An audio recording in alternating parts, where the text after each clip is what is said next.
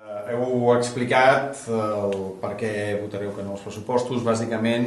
Bé, en tot cas el que m'ha explicat és quines les demandes que fèieu, les propostes, de les quals no heu tingut... No heu tingut resposta d'aquestes propostes que es van fer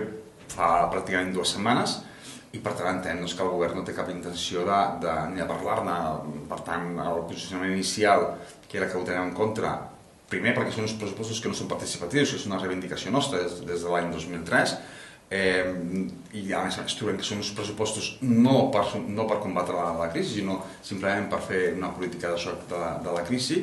amb unes aportacions i unes partides que s'han demostrat en el temps que són partides que no acaben de funcionar. Doncs entenem que aquest pressupost no és per nosaltres acceptable, per això fem 3 propostes que entenem que són propostes molt innovadores, segurament complicades de tirar endavant, però tenim l'obligació de fer unes propostes per intentar sortir d'aquesta situació tan complicada. Proposàveu donar suport a la gent que es troba en situació d'atur, a la gent que té problemes amb l'habitatge... Bàsicament, teníem que en aquest moment hi ha 3 qüestions molt importants. Una és la problemàtica que té la ciutadania amb l'habitatge. Proposem que més enllà de polítiques de rehabilitació, que són polítiques que són a llarg termini, que són polítiques que a més després obliguen a retornar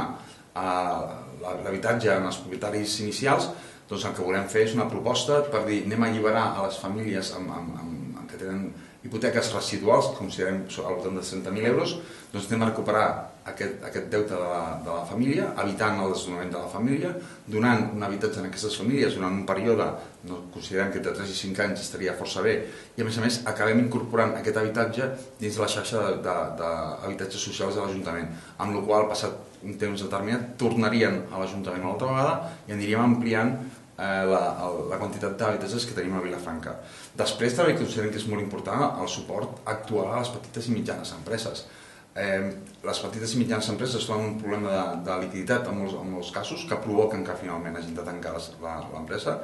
i entenem que cal donar suport. Com que les entitats financeres, entitats rescatades per tots nosaltres, no volen concedir cap tipus de crèdit en aquestes empreses, doncs considerem que l'Ajuntament ha de fer un esforç per donar aquest crèdit i demanem la creació d'una cooperativa de crèdit local. Evidentment, amb uns paràmetres de retorn dels diners, no donar diners a qualsevol, però sí d'ajudar aquestes petites empreses a que continuïn la seva activitat. I finalment també suport a l'autoocupació, perquè veiem que una part important de la gent que està a l'atur en aquest moment són gent en professió, però són gent que difícilment es tornarà a reincorporar al mercat laboral i que es mereix una oportunitat. En aquest moment el gran problema per aquesta gent és com iniciem l'activitat i com em faig càrrec de la despesa mensual d'autònoms, i el que volem és que l'Ajuntament estudiï cas per cas i durant un any subvencioni l'aportació a autònoms que la faci l'Ajuntament, que a més la gent doni suport en quant a declaracions d'IVA, IRPF, etc., i que si en el període d'un any el projecte té continuïtat, doncs que aleshores anar retornant a poc aquest import que l'Ajuntament ha subvencionat. Són 3 propostes, en aquest cas, molt clares, molt concretes i molt especificades, també. No us han donat cap resposta tampoc sobre aquestes? No hem rebut cap tipus de resposta i entenem que això vol dir que els pressupostos ja estaven aprovats amb d'altres formacions i el qual ens demostra que tot allò que ens demanàvem fa 2 mesos de responsabilitat, de l'oposició i tot plegat, doncs era teatre, ja tenien tot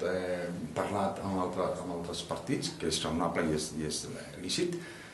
però clar, ens trobem que el mateix dictamen de pressupost que es va passar el mes de desembre i que es va retirar mitja hora abans de la seva votació, doncs es torna a presentar el mes de febrer una altra vegada, la qual ens genera dubtes en quant per què el mes de desembre es va retirar i per què es torna a presentar el mes de febrer el mateix pressupost que es va retirar el mes de desembre.